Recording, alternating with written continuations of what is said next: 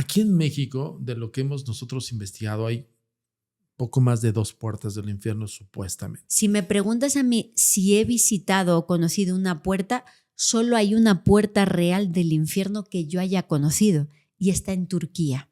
Una niña de 12 años empezó a recibir visiones. Inés de Herrera había profetizado el fin y el fin no llegó. Con 12 años se equivocó y fue quemada con 12 años en la hoguera. Mercado negro de hostias. Wow. A mayor rango del personaje que esté celebrando la misa, mayor valor el de la hostia. La venden por 2.000 o 3.000 euros y en las misas negras las destrozan, las queman, las vejan y las pisotean. De las premisas más importantes de la religión católica, existe Dios, pero existe el demonio. Totalmente. Y lo niegan. Y como decía el padre Gabriel Amorth, cuando más feliz está el demonio es cuando se niega su existencia.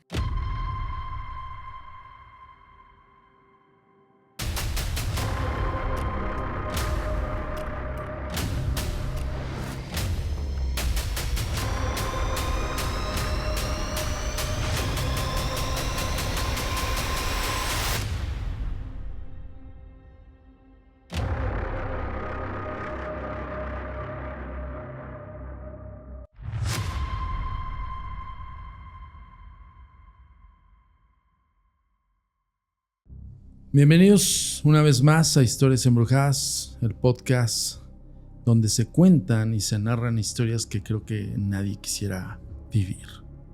Hoy tengo el gusto de tener en la silla de Historias Embrujadas a una gran amiga, pero sobre todo una gran investigadora, escritora del mundo del misterio en España. Con ustedes, Lourdes Gómez. Hola Antonio, gracias por invitarme, estoy encantada de estar aquí contigo. No, hombre, para mí es un privilegio y de verdad interesantísimo.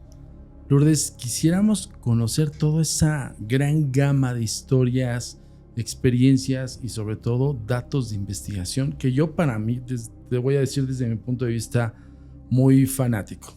Tengo grandes amigos en España y muchos de ellos, en voz de ellos, me he enterado de casos, me he enterado de cuestiones mágicas, de incluso adoraciones extrañas, cosas así.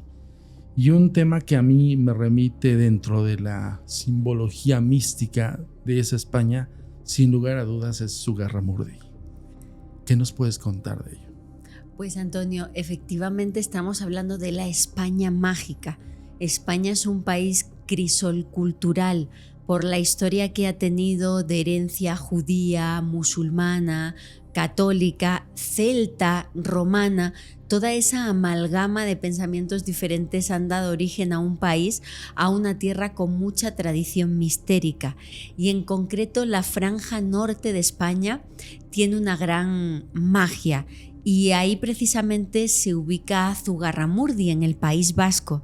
El País Vasco, una tierra jamás conquistada. De hecho, conservan uno de los idiomas más antiguos del mundo, el euskera. Por lo tanto, han mantenido tradiciones vivas que se remontan a épocas ancestrales y que en otros sitios por el contacto se han ido perdiendo. Y en este caso, en esa franja pequeñita del norte de España, se conservan vivas esas tradiciones.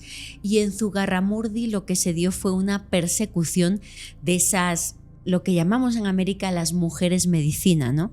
De esas mujeres que conservaban pues un conocimiento muy importante del mundo de la naturaleza, de las plantas y de la sanación en una época peligrosa, como fue el siglo XVII, en pleno auge del Santo Oficio, del Tribunal de la Inquisición, que perseguía cualquier desviación, cualquier pensamiento diferente al establecido por la teología católica, y viendo la Iglesia que en esa franja norte de España se estaban dando muchos comportamientos brujeriles, muchos rumores de mujeres con ese vínculo con la naturaleza, esa adoración hacia lo oculto, enviaron allí a un investigador, a un inquisidor llamado Pierre de Lancre, que es el gran responsable de la tragedia que ocurrió con las llamadas brujas de Zugarramurdi.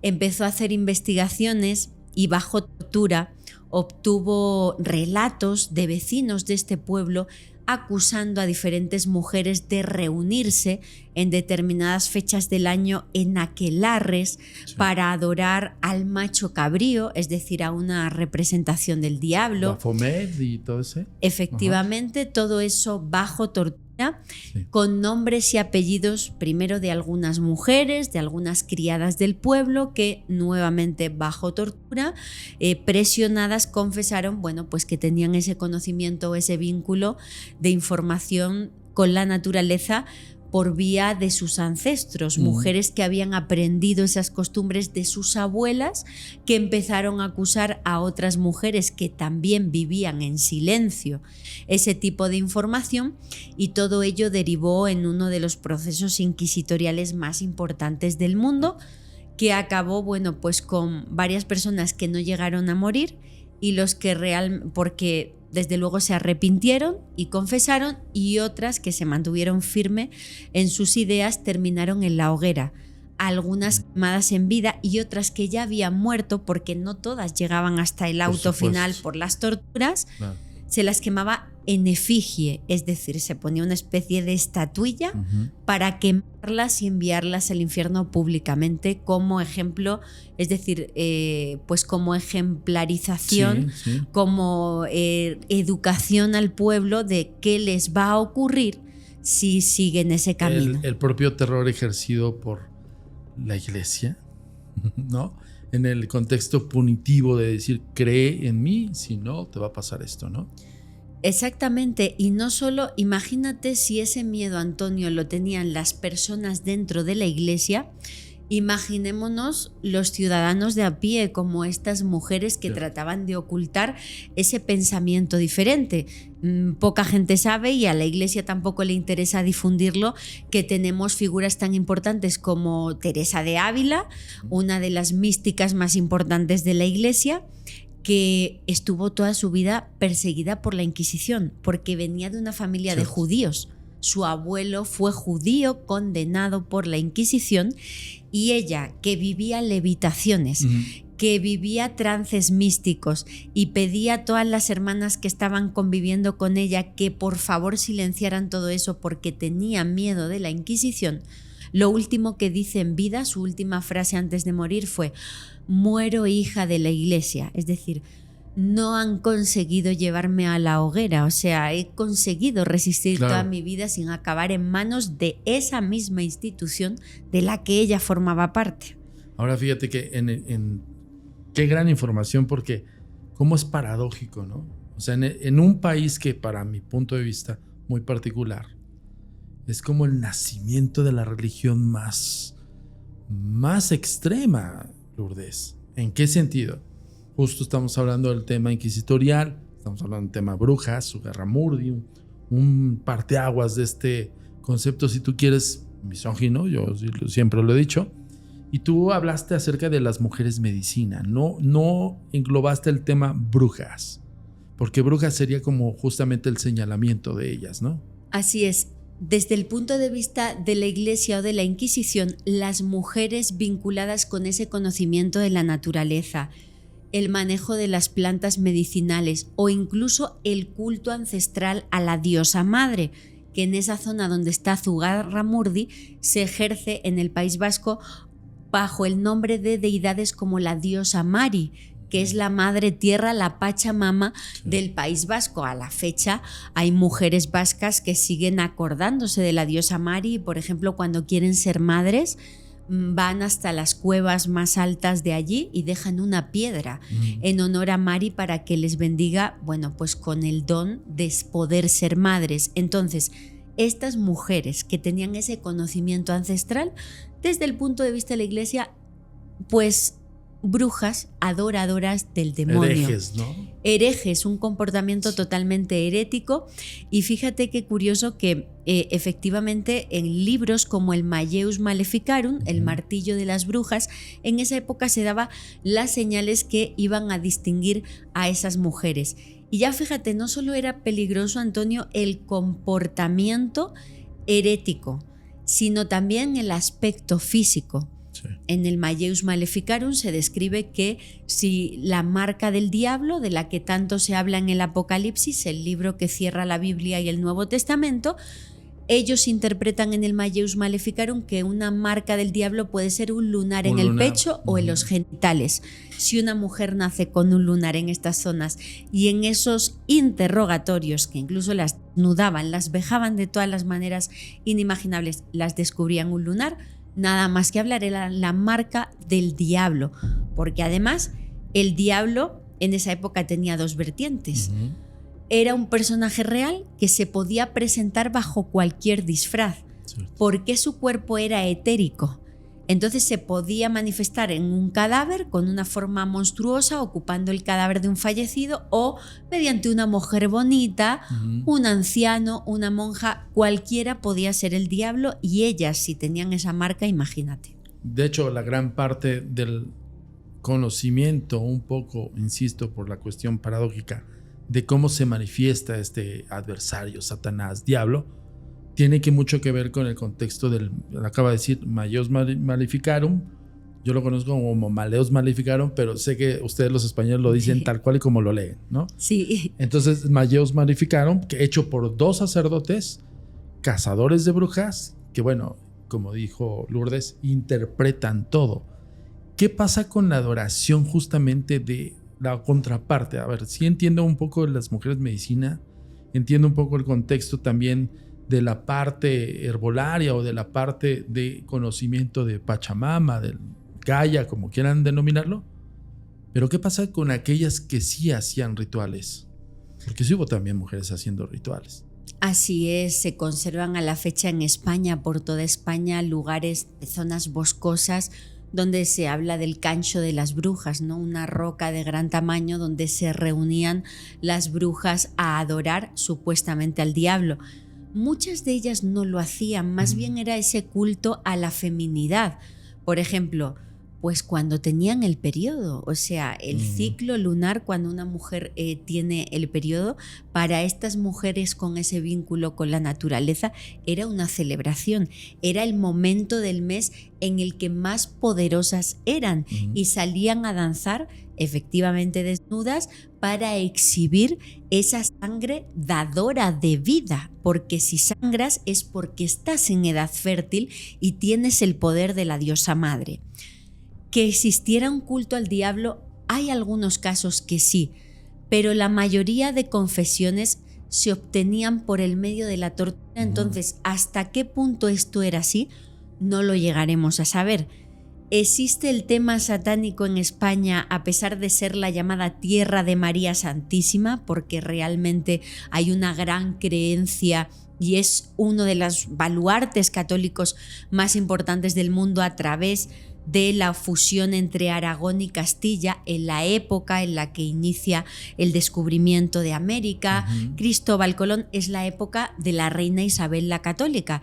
Ella y su esposo Fernando, los reyes católicos, son los que crean la España que hoy día conocemos, y Isabel la Católica, que era una ferviente católica, fue quien lleva el tribunal de la Santa Inquisición a España, fue también quien hace la expulsión de los judíos y quien termina de conquistar el reino de España, expulsando los últimos reinos musulmanes de la península.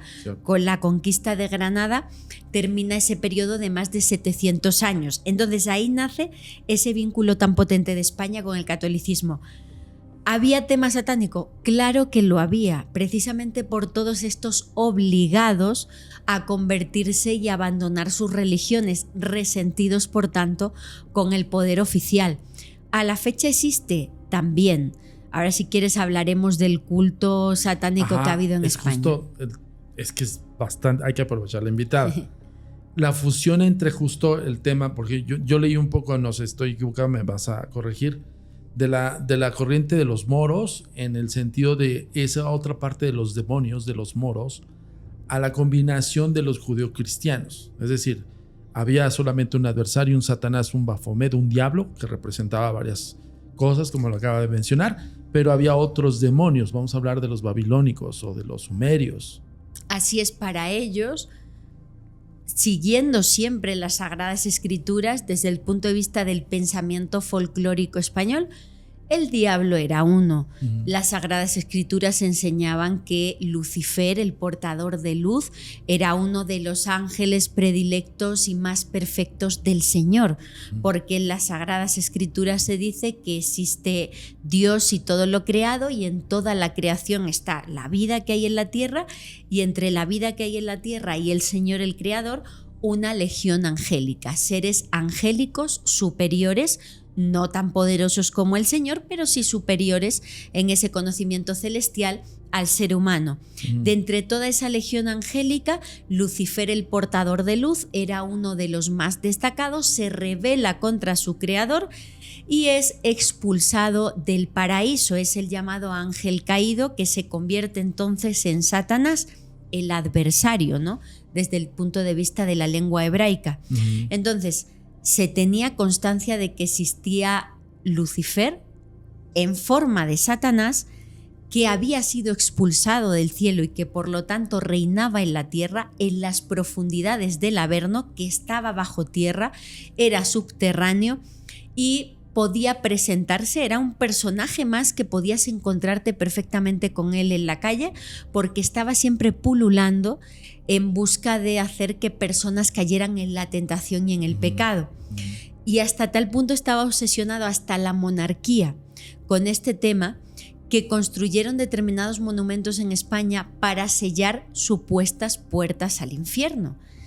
Uno de los descendientes directos de los reyes católicos, el monarca Felipe II, hijo del emperador Carlos V, construye el monasterio del Escorial a las afueras de Madrid, guiado por una expedición suya real que estaba buscando la ubicación, pues, para un monasterio, para hacer una tumba real para todos los reyes españoles, y se desata justo en ese lugar donde hoy está el Escorial una tormenta muy grande, un viento enorme, y dijeron: aquí está presente el demonio, quiere que nos vayamos de este lugar, aquí vamos a construir para sellar esa puerta al infierno. Sí. Y construyen un monasterio que es de los más misteriosos del mundo, que durante todas las obras, y están en las crónicas religiosas de España, viene la información de que un perro negro misterioso se aparecía en todos los años que duró la obra, aullando, y que por más que trataban de expulsarlo no se podía. Ellos pensaban que era el diablo tratando de que su puerta no fuera sellada. Se lo comentan al monarca Felipe II y dice: caza ese perro.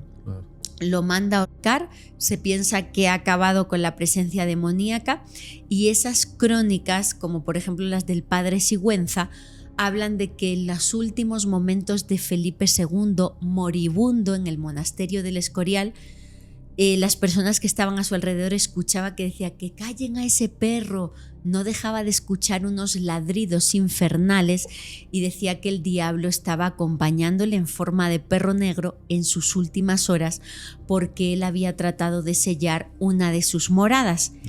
Y por eso mismo el Escorial a la fecha tiene cientos y cientos de reliquias. Es una de las colecciones de reliquias más importantes del mundo. Incluso tiene 4 torres. Dentro de las torres, en la punta más alta, hay reliquias para tratar de que esa puerta infernal nunca se abra. Es que ese es el punto, en donde se encuentran justo este folclore mediático, diabólico del Satanás, el adversario, a justo estos datos que nos acabas de arrojar, Lourdes. ¿En qué momento? Yo quiero tomar un poco el tema de los endemoniados. ¿En qué momento surge en la España, si tú quieres, antigua, contemporánea, en la que tú quieras remitir, pero en qué momento los endemoniados empiezan a surgir? Pues durante toda la historia ha estado presente ese concepto, porque ya en la antigüedad, y esto aparece incluso en los milagros que hace Jesús en el Nuevo Testamento, las enfermedades mentales no eran tratadas por los doctores. Los doctores en aquella época ejercían una medicina convencional de dolencias físicas, También incluso usaban elementos mágicos. Tenemos en la mayoría de monasterios de España libros, por ejemplo, el monasterio de Guadalupe, donde se hace recuento de remedios que usaban los sanadores de la época, los monjes que eran sanadores. Y, por ejemplo, había cuerno de unicornio. Quiero decir que ellos creían también en la parte mágica de la medicina. Okay. Pero todo era enfocado a una dolencia física. La salud mental, como la entendemos hoy día, era toda una cuestión relacionada con el demonio. Era el demonio el que hacía que una persona se comportara de una manera, pues, enloquecida. Y así es como nacen los endemoniados. Es muy curioso que hoy día la mayoría de sacerdotes vean como algo anecdótico la parte exorcista de Jesús, cuando, según el Evangelio de San Marcos, la vida pública de Jesús empieza con exorcismos. Uh-huh. Una de las peticiones más importantes que le hace a los apóstoles es realizar exorcismos, expulsar demonios, que eran los compañeros y esa legión que tenía Satanás. Igual que Miguel, Gabriel y los ángeles más importantes o los arcángeles más importantes, digamos, de las Sagradas Escrituras tienen sus legiones angélicas, Cierto. Satanás tenía a sus secuaces y esos secuaces pues se metían dentro de personas y Jesús los expulsaba dándole órdenes, pero también con métodos adquiridos, como si realmente hubiera aprendido el oficio. Incluso se habla de demonios mudos en la Biblia.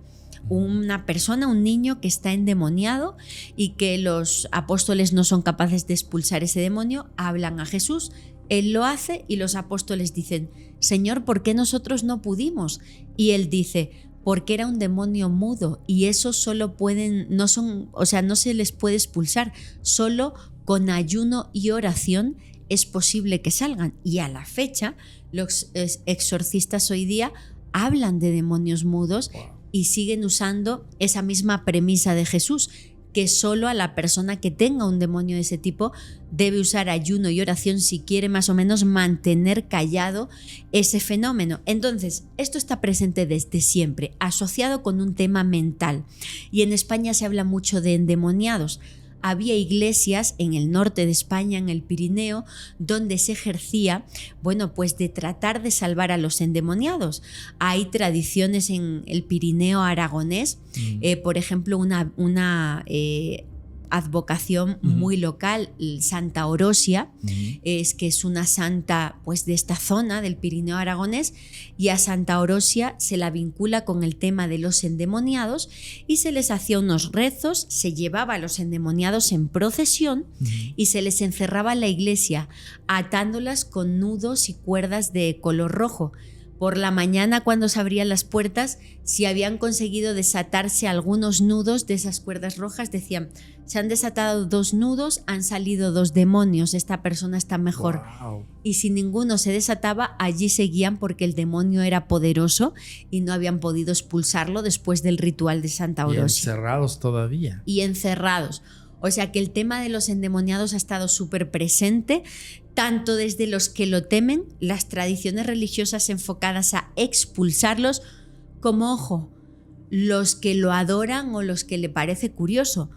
Poca gente sabe, amigo, que una de las pocas estatuas que existen en el mundo en honor de Lucifer está en Madrid, Cierto. en el Parque del Buen Retiro, en el corazón de la capital de España. Tenemos la estatua del Ángel Caído, una estatua de Ricardo Belver, donde se han encontrado por parte de la Policía Local de Madrid rituales alrededor de la estatua y que poca gente sabe que está justamente a 666 metros sobre el nivel del mar. Ok, curiosa la cantidad y el número, ¿no? Así es, el 666, ¿no? Vinculado con el número de la bestia.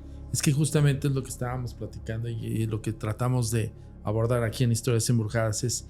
Para mí es como uno de los países iniciadores incluso de la veneración de ese adversario, junto con en evidencia de la religiosidad más puritana, por así decirlo. Así es, los dos, digamos que son los dos extremos. Y fíjate que tiene también un vínculo con América. En España, la tradición dice que está la tumba del apóstol Santiago, que es el apóstol que habría evangelizado esta parte del mundo.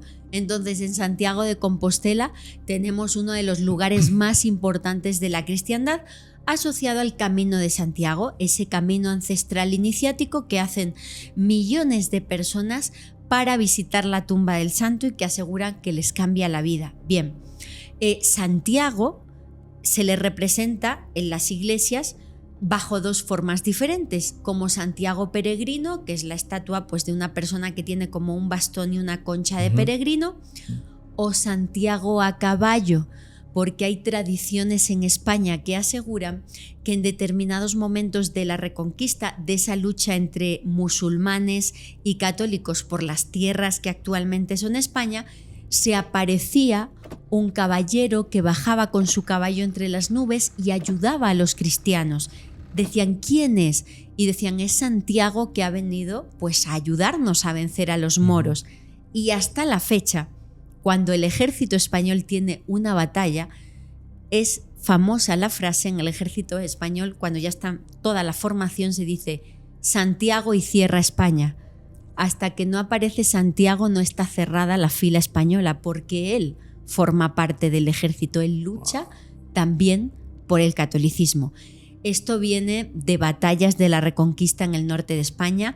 No es una leyenda que a la fecha sea defendida por los historiadores, porque las batallas con las que se relaciona empiezan a ponerse por escrito varios siglos después de que supuestamente hayan ocurrido, pero ese Santiago Matamoros, que así es como se le apoda, a caballo y con la espada desenfundada, cuando los españoles vienen a América, esa leyenda también pasa el Atlántico y llega hasta acá. Y llega hasta América y tenemos espectáculos tan cruentos como la batalla del Templo Mayor, la matanza del Templo Mayor, donde se asegura, por ejemplo, Hernán Cortés no estaba presente en esos momentos, estaba fuera de Tenochtitlan y es como uno de sus hombres, el cruento Pedro de Alvarado, quien gesta esa tragedia, y en las crónicas dejan por escrito que se aparece Santiago para ayudar en esa matanza del Templo Mayor. Y ahí pasa de Santiago Matamoros a Santiago Mataindios. Y te cuento esto, y no lo estoy defendiendo, que mucha gente cuando cuento esta historia me acusan de como que yo estoy orgullosa. No, estoy simplemente dando un dato histórico de que como ellos traían estatuas de ese Santiago Matamoros, que aparece, como te digo, el caballo, Santiago con la espada, y bajo los pies del caballo aparecen musulmanes siendo pisoteados por el caballo. Los musulmanes son de piel oscura y aseguran que en esos momentos, cuando los indígenas que no conocían ese tipo de raza preguntan, les decían, es el demonio.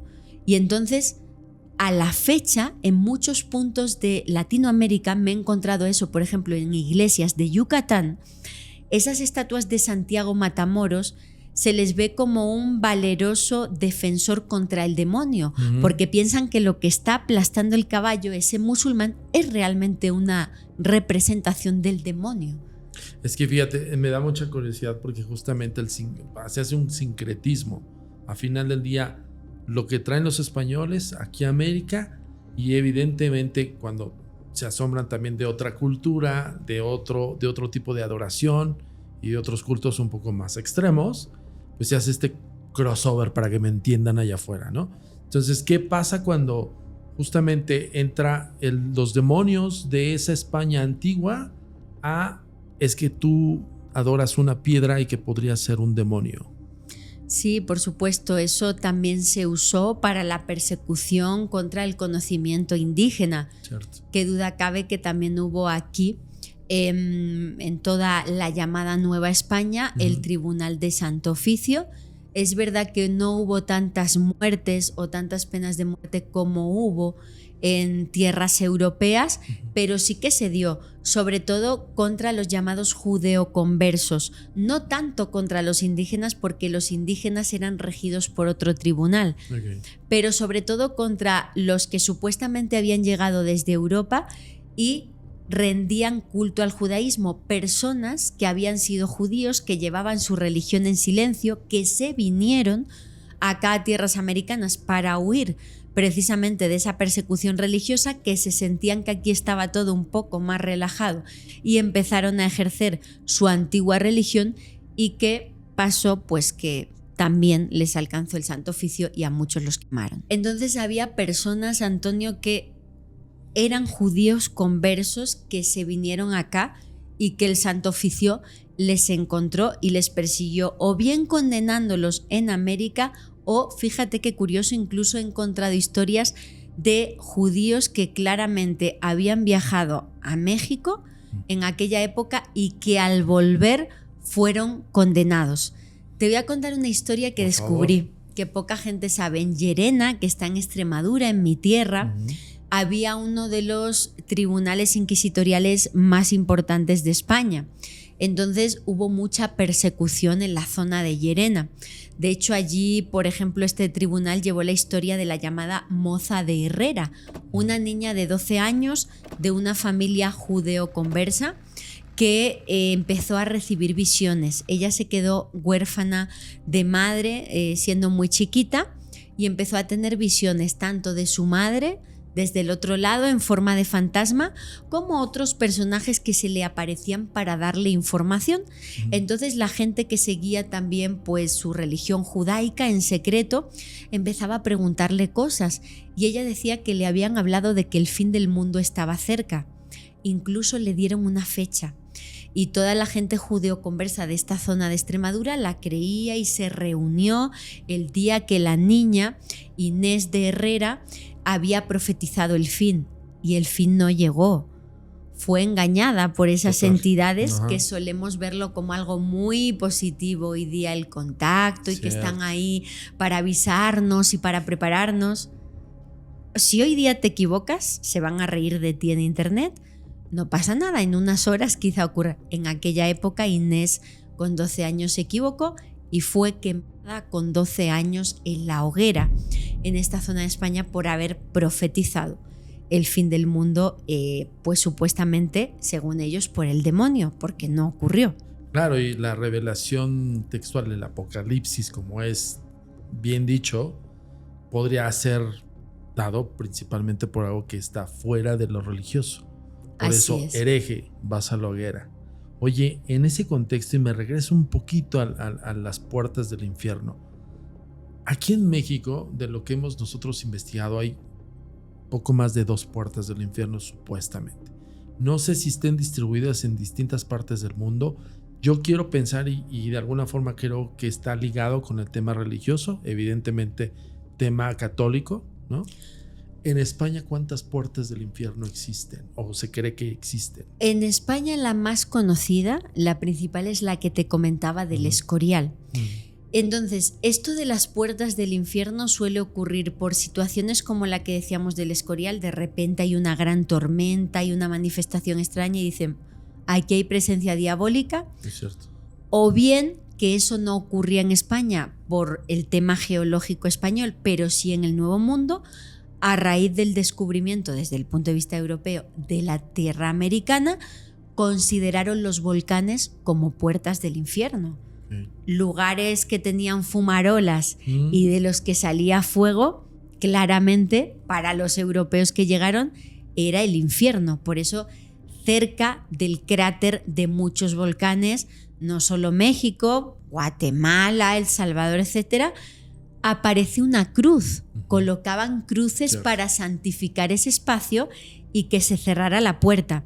Ese tema es muy viral en internet. Hoy día encontramos muchos vídeos de puertas del infierno. Si me preguntas a mí si he visitado o conocido una puerta, solo hay una puerta real del infierno que yo haya conocido, y está en Turquía. Se llama Hierápolis.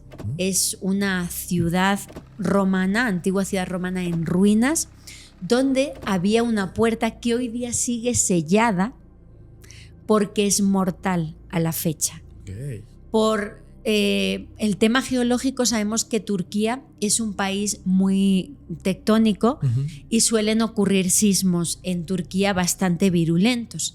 Pues en esta zona de Turquía que se llama Hierápolis, pues hay aguas termales que están, pues el agua está caliente y sale con determinadas propiedades minerales por el movimiento tectónico de placas que hay pues en las profundidades de Hierápolis. Y hay una cueva que tiene un gas incoloro, por supuesto, inoloro, que es mortal. En cuestión de minutos, respirar ese gas pues hace que una persona fallezca.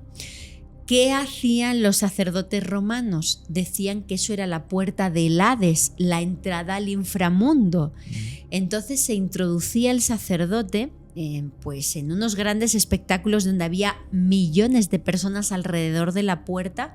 Entraba con toros, él dejaba de respirar y a los pocos minutos con cuerdas sacaban a los toros fallecidos. Muertos, Eso les hacía gritar, chillar, como en las películas que vemos de romanos como Gladiator, porque realmente el dios del inframundo se había manifestado. Entonces eso es una puerta real al inframundo porque es mortal. Y a la fecha, si tú visitas las ruinas de Hierápolis, puedes ver la entrada desde arriba. No te puedes acercar y está cegada con agua para que nadie se le ocurra entrar porque moriría pues en un par de minutos. Que sería algo más como lógico pensar en los gases si hay un nacimiento de un volcán o algo por el estilo, ¿no? Evidentemente. Pero justamente es donde entramos al tema de en qué momento se desfasa toda esta creencia fantástica al grado de decir, es que el santo tal es bueno para esto, el santo tal es bueno para aquello. Y me voy a remitir totalmente a la cuestión de la expulsión de los demonios. Ya dijimos, ya lo comentó, y es el primer exorcista datado en la historia, que es Jesús de Nazaret, Cristo, como quieran verlo, ¿no? Sí, y fíjate que en la religión judaica, o incluso más atrás, en los egipcios, o sea, tenemos constancia de la idea de la posesión desde las culturas más remotas de la antigüedad antes del cristianismo. Hay estelas que se conservan en el Museo del Louvre en París, donde, que vienen por supuesto de Luxor en Egipto, donde se habla de posesiones reales en monarcas egipcios y de cómo determinados dioses, a través de las estatuas de esos dioses, se manifestaban y te libraban de una posesión. O tenemos, por ejemplo, en el Antiguo Testamento, pues escenas donde hay determinados profetas o personajes que aparecen poseídos, que tienen espíritus inmundos, porque no se les nombra demonios, sino espíritus inmundos. Ese término se utiliza y es muy curioso, porque en una de esas escenas del Antiguo Testamento se dice: hice a buscar a alguien que toque bien el arpa para que pueda salir el demonio. Expulsaban a través de la música. Y a la fecha sigue habiendo todo un ritual en Egipto que se llama, es un baile, el zar, así se llama, que lo representan ellos culturalmente para los turistas, ¿no? Para ver los bailes de allá. La gente no sabe que esa música es un ritual exorcista. Wow. Para expulsar demonios. Entonces, Jesús venía de ese ambiente y de esa tradición, y nosotros lo tenemos en nuestra cultura occidental porque él bebió antes de todo eso. Y es que justamente me hace como mucho clic el hecho de que justo en nombre de, ¿no? O sea, por ejemplo, el exorcista que expulsa a un demonio en una posesión siempre está en nombre de Jesús, en nombre de Cristo, en nombre de Dios. Y cómo también la reacción del poseso hace alusión en nombre del diablo, en nombre del adversario, en nombre de Luzbel. Bueno, no dice Luzbel, dicen diablo. O remiten a estos demonios 172 espíritus de las llaves salomónicas. En algunas ocasiones he escuchado Belial, Belcebú, Astaroth. Fascinante. ¿En qué momento justamente se mezcolanzan estos demonios? Porque me queda claro que en el tema religioso, en nombre de Cristo, evidentemente hay uno, católico, cristiano o judeocristiano, Y en el otro, el contexto de los demonios, que estos que te acabo de mencionar. ¿En qué momento? A raíz de que hay una escolarización, por así decirlo. Fíjate que antiguamente no todos leían y mucho menos tenían acceso a la información. Esa estaba en los monasterios, solo los hombres que estudiaban el tema religioso, que venían de alta alcurnia, podían acceder a las Sagradas Escrituras y obtener este conocimiento, pero el pueblo ya no sabía lo poco que obtenía en los sermones por parte de los frailes, que les hablaban incesantemente en las calles de cuidado con el demonio que está ahí para tentaros. Entonces, a medida que ese conocimiento va saliendo a las calles y se va haciendo de un dominio más público, es que se empieza a extender esta idea de que hay legiones de demonios y de que es posible que puedan poseer a una persona, tanto a mujeres como a hombres, pero principalmente a hombres, quizá por esa vinculación con el conocimiento. Y ojo, incluso a bebés. He podido estudiar en España casos como el bebé endemoniado de Villafranca de los Barros, en Badajoz. Wow. Estamos hablando hace varios siglos, un proceso inquisitorial real a una niña de 3 meses llamada Antonia Batista, si no recuerdo mal, que habló latín con 3 meses en presencia de su madre. También intervino un sacerdote e hizo una profecía contra la casa real que gobernaba en aquellos momentos en España.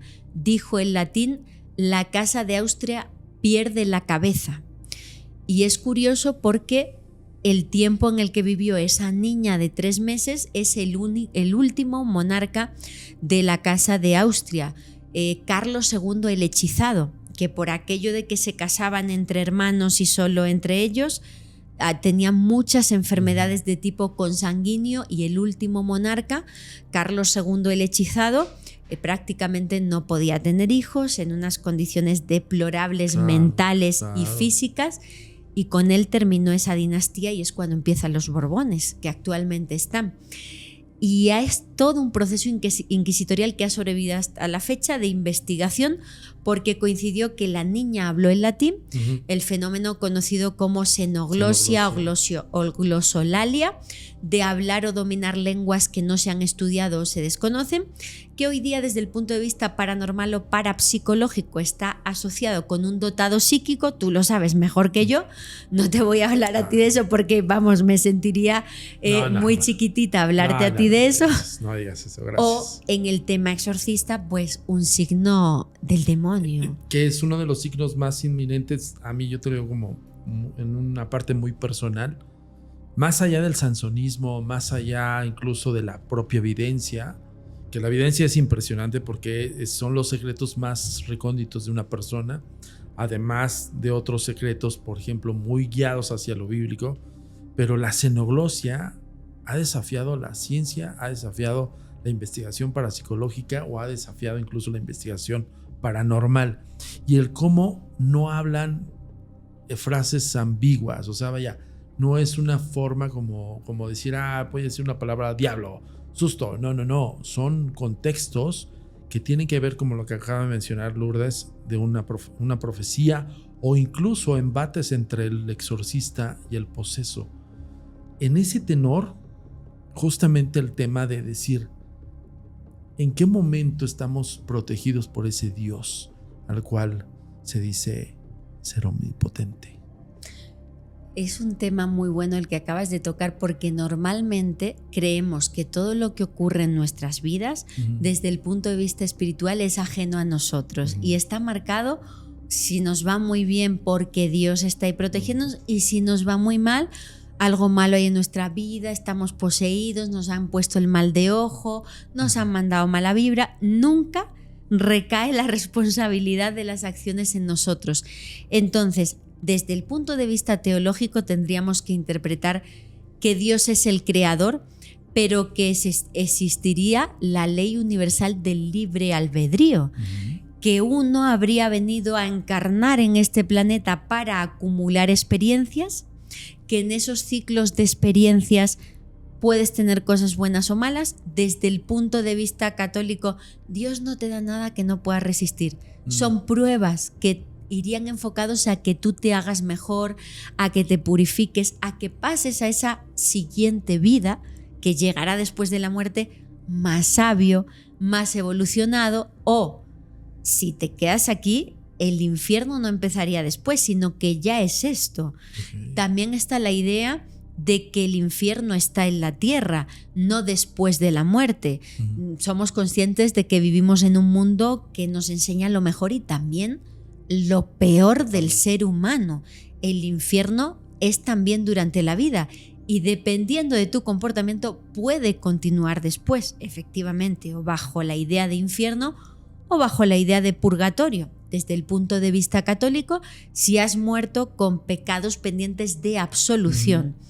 Entonces, el hecho de querer achacar a Dios, al Creador o al demonio esos acontecimientos de nuestra vida es cuando nace realmente la religiosidad, porque es cuando viene el poder de la oración, el conocimiento de las oraciones, los amuletos protectores, medalla de San Benito, medalla milagrosa, o del otro lado el culto a nuevos dioses espeluznantes todavía a la fecha, como la Santa Muerte, o, perdona, la Santa Muerte ya como si hubiera sido relegada, Antonio, no sé qué pensarás de esto, a un segundo plano, porque ya te vas a las calles de estos lugares de la Ciudad de México donde puedes comprar este tipo de cosas. Total. Y me consta y he visto que hay más estatuas del demonio que de la Santa Muerte. Me queda clarísimo. Incluso me impresiona, perdón que te interrumpa rápido, tengo amigos en Barcelona y otros amigos en Cataluña.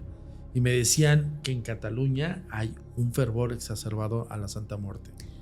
¿Y cómo nace todo eso? Porque si tú has cometido acciones muy malas en tu vida, si tú has tenido experiencias muy negativas con la iglesia, con personas que te tenían que proteger y no te protegieron en tu infancia, vinculadas al tema católico, si tú has ejercido la prostitución, si tú has consumido sustancias, parece ser, desde el punto de vista de algunas personas, que cómo vas a encomendarte a la Virgen. Buscas otras nuevas formas de espiritualidad más cercanas a ese mundo cruel y complicado que te ha tocado vivir. Y ahí sí, supuestamente en esos ambientes, es como nacen estos cultos y es realmente como si fuera el yin y el yang.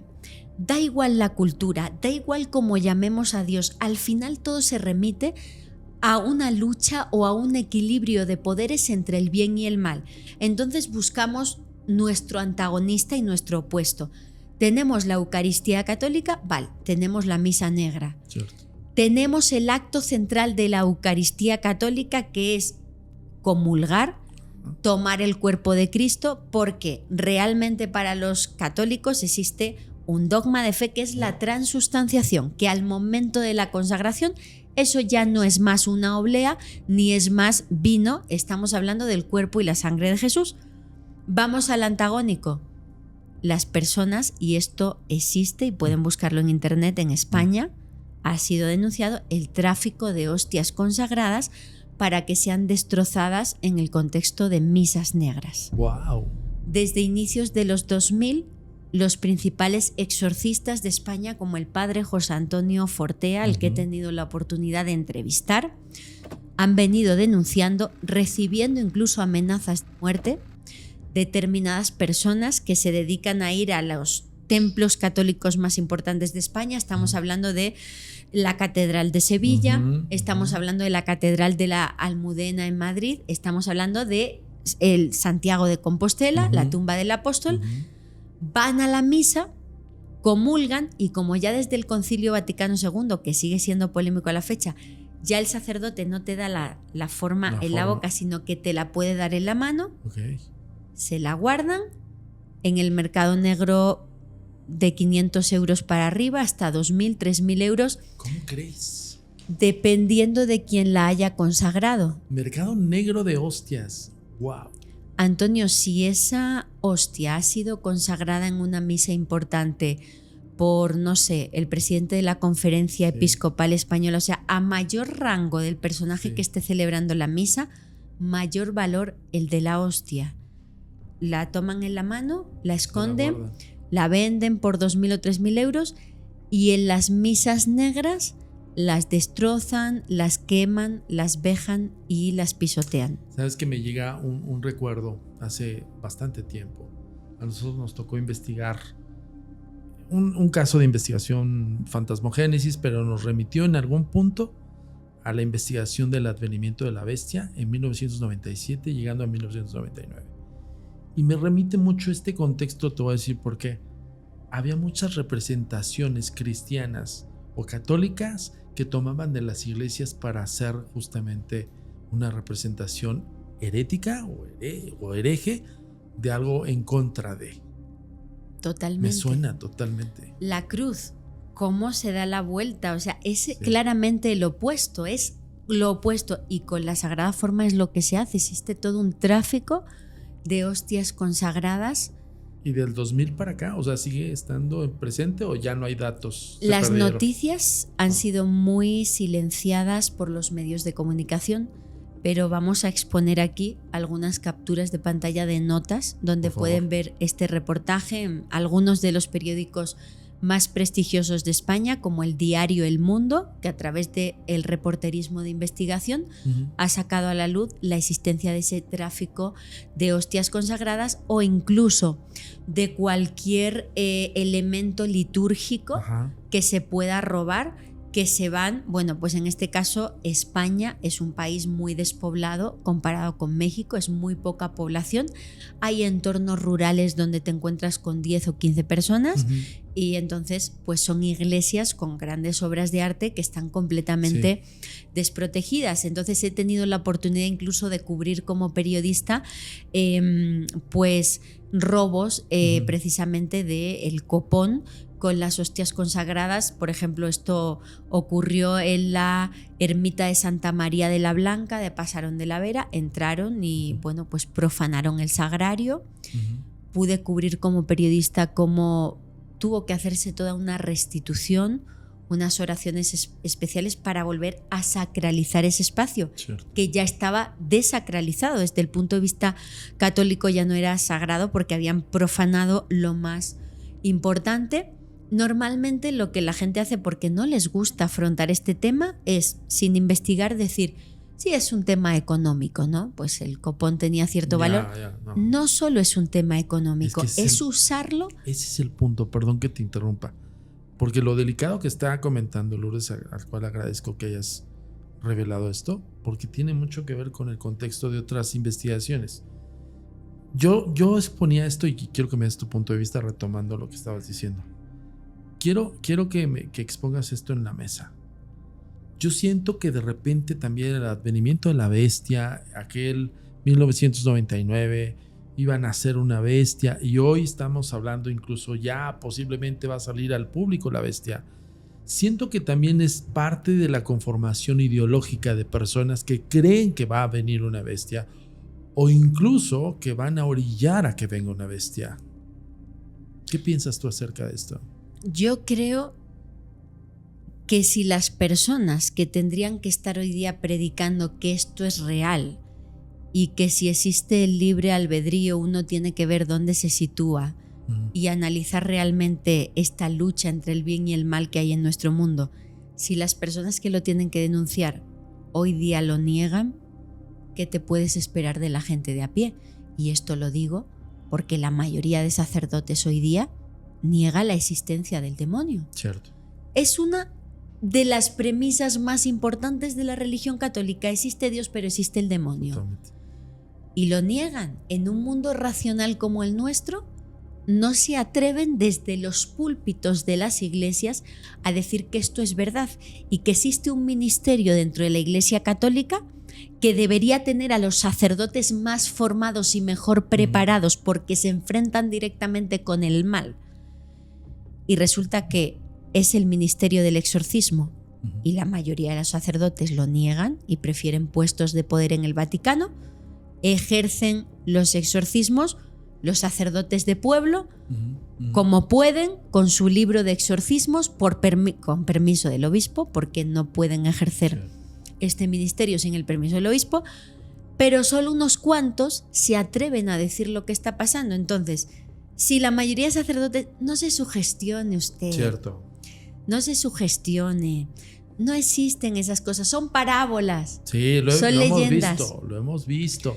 Los casos de posesión que nos ha tocado investigar llegan porque el párroco o el padre o el de la iglesia, la capilla, le dice al poseso, son tonterías. En serio, ¿eh? Y como decía el padre Gabriel Amorth, cuando más feliz está el demonio es cuando se niega su existencia. Y si las personas que siguen a Jesucristo, como decía el padre Gabriel Amorth, vamos a poner también aquí unas capturas de pantalla del padre Gabriel Amorth, que por cierto, la fuente original, periódico La Razón en España, entra si es error, han borrado la nota, menos mal que se reprodujo en otros medios y la tenemos la captura. El padre Amorth dijo: si Jesús está durante todo el Evangelio hablando de la lucha contra los demonios y hoy día mis compañeros dicen que no existe, mi pregunta es, ¿no se han leído las Sagradas Escrituras? O más grave aún, ¿están negando las Sagradas Escrituras? ¿Están siendo herejes mis compañeros? Y le preguntan al padre Gabriel Amorth, porque claro, hoy día tú y yo hablamos de satanismo, iglesia tal, y te dice, no tienen fuentes. Es que sí. Claro, ¿de dónde nace esto? Esto no es la teoría de la conspiración de los conspiranoicos, no. Esto es el sacerdote jefe del Vaticano, Gabriel Amorth, diciendo, hay cardenales satanistas en el Vaticano. Te acabas de dar el clavo de algo que nosotros también revelamos. No lo decimos sí, está cañón. Antonio Zamudio, Lourdes Gómez, Gabriel Amorth, sacerdote en jefe, exorcista del Vaticano. Y hoy día sacerdotes valientes como un gran amigo mío con el que tuve la suerte de crecer, íbamos al mismo colegio, un sacerdote exorcista, el padre Francisco Torres Ruiz, quien dice, son herejes si están negando esto. Claro. Porque deberían estar defendiendo lo que Jesús dijo. Entonces, que se publiquen libros en los años 80 y 90 como El Vaticano contra Dios, que fue prohibido en las librerías italianas por el Tribunal de la Sacra Rota Romana. Y es un libro donde se habla de todo lo horrible que sucede en el Vaticano. Y entre ellos se hablan personas diciendo que han participado en misas negras, estas que vejan la Sagrada Forma en el Vaticano. ¿Por qué se prohíbe ese libro en Italia y se publica en España con el título El Vaticano contra Dios? Porque son altos prelados vaticanos bajo un seudónimo que eran los milenarios, padres como el padre Luigi Marinelli, quienes escribieron ese libro. Entonces esto no es una teoría de la conspiración, esto es que vivimos en un mundo donde esto está presente y se sigue negando por parte de los que tendrían que defender que esto existe. Es que ese es el punto más álgido de quién confabula qué para que pase algo. Yo recuerdo, tenemos un gran amigo también, lo entrevisté en 2017 al padre Salazar, al cual fue llevado a una parte de España que no recuerdo, no sé si Tenerife, no recuerdo bien, representando a los franciscanos. Este padre que te quiero plantear, él decía mucho Zamudio, el demonio ya está en la iglesia. El Papa Pablo VI dijo la famosa frase de el humo de Satanás ha entrado en la iglesia. Sí. Nuevamente, porque ya en otros años también ya había entrado. Así es. ¿Dónde queda entonces el punto justo? Más bien yo pondría esto en el escritorio, dicho por Antonio Zamudio, esa es la perspectiva del investigador Antonio Zamudio, la perspectiva de Lourdes Gómez, que me va a contestar ahorita. ¿Es acaso Pedro el Romano, Bergoglio, o todavía no llega? Es muy impactante ese tema, estamos hablando de las profecías de San Malaquías, un monje, un obispo irlandés que, bueno, pues vivió en esta zona del mundo, pero viajó precisamente al Vaticano para pedir los palios. Pedir los palios era pedir la bendición vaticana para poder evangelizar esta zona tan celta, ¿no? Tan de, pues, el culto ancestral. en Irlanda. Entonces pasó tiempo San Malaquías en el Vaticano y precisamente cuenta la tradición que fue allí donde escribió sus famosas profecías papales. Y él se dio cuenta de que había una gran corrupción en el Vaticano y por eso le vino la información de las profecías. Hay mucha polémica con las profecías de San Malaquías porque fueron puestas por escrito como 3 siglos después de su muerte y mucha gente dice que no vendrían de San Malaquías sino de algún escriba de su orden. Sea como fuere, San Malaquías fue un personaje importante de la Iglesia, murió en brazos de uno de sus grandes amigos, Bernardo de Claraval, ideólogo de la Orden del Temple, y sea como fuere esas profecías, la polémica viene sobre todo porque desde la fecha en la que se publicaron para atrás coinciden perfectamente los lemas y desde la fecha en la que se publicaron en adelante son un poco más crípticas. Sea como fuere, llaman muchísimo la atención. Y la última de ellas es la más larga. Cada una de ellas son frases breves, por ejemplo, la asociada a Benedicto XVI, la gloria del olivo. Benedicto XVI nació en un sábado de gloria y además la orden a la que pertenecía tiene la rama de olivo como símbolo. Tenemos del trabajo del sol, la asociada a Juan Pablo II, que estaría vinculada con que en su nacimiento y muerte hubo eclipses. Tenemos la de Juan XXIII, que es pastor y navegante, si no recuerdo mal, y él fue patriarca de Venecia. Entonces son así frases muy cortas hasta el último papa, que es Pedro el Romano. El lema que le corresponde a Benedicto XVI, Gloria del Olivo, es el penúltimo y el último pone Pedro el Romano y es una frase más larga y nos habla de un papa que va a ser el último papa que verá arder la ciudad de las 7 colinas, que se identifica como Roma y que correspondería, si seguimos el orden cronológico, con Jorge Mario Bergoglio, actual Papa Francisco. Es Pedro el Romano porque en ese lema se dice que se llamará el último papa Pedro el Romano. ¿Tiene esto algo que ver con Francisco? La mayoría de gente dice no. ¿Qué nos puede hacer pensar que sí? La idea de que él elige el nombre de Francisco en honor a San Francisco de Asís y a su ideal de pobreza, dicho por él en sus primeros días de papado. Poca gente sabe que el nombre real de San Francisco de Asís era Giovanni di Pietro. Tiene el nombre Petro en su propio nombre, el de Francisco. Petro Romano. Entonces también hay otra cosa que casi nadie sabe, que hay un vínculo entre el Papa Francisco y un romano que fue importante en su vida, Pedro Romaniuk, el mayor investigador de temas misteriosos de la Argentina. Esto es una investigación de Johanan Díaz que mucha gente ha negado y que nosotros hemos puesto sobre la mesa. Johanan, a través de un reportaje amplísimo en la revista Año Cero de España, cuando él era Francisco, pues obispo de Buenos Aires, se asegura que una vez por semana se reunía en casa de Pedro Romaniuk con los investigadores de misterio, porque él estaba muy interesado con las profecías y le pedía que le enseñaran psicografías originales de Benjamín Solari Parravicini, el profeta más importante de la Argentina, que vivió a comienzos del siglo XX, que dibujaba en trance, guiado por una persona desde el más allá llamada Fray José de Aragón, dibujos esquemáticos con frases, ¿no? Estos son las llamadas psicografías.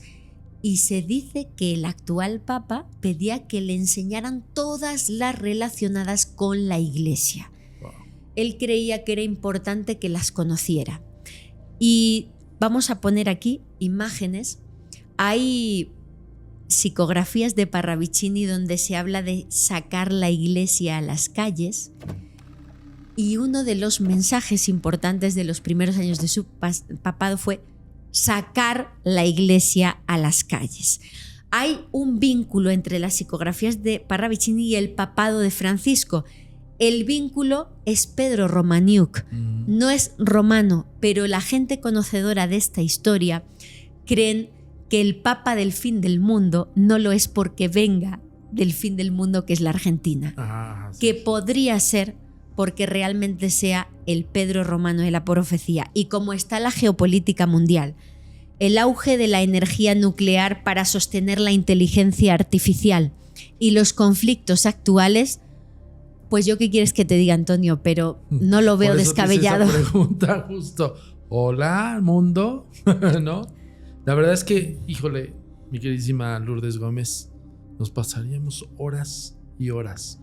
Y cada tema que vieron aquí en Historias Embrujadas ha sido investigado.